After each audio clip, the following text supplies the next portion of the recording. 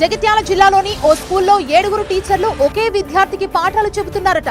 జగిత్యాల జిల్లా మాల్యాల మండలం ముత్తింపేట ZP high స్కూల్లో ఈ పరిస్థితి నెలకొంది.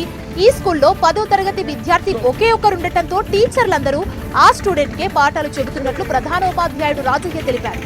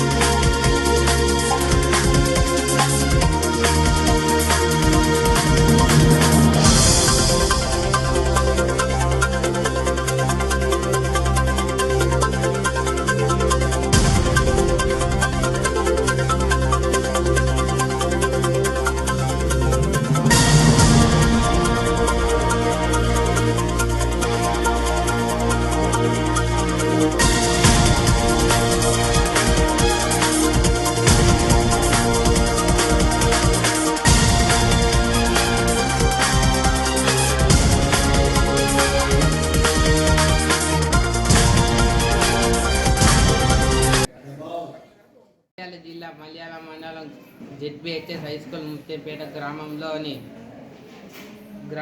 నేను చదువుకుంటున్నాను. నేను 3rd క్లాస్ నుంచి వెళ్ళి 10వ తరగతి దాకా ఈ బాల్యం చదువుకుంటున్నాను.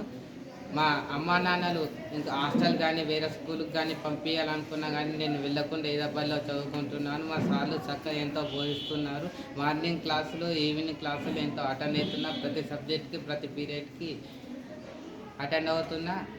వాళ్ళ బోధన ఎంతో చక్కగా ఉన్నది.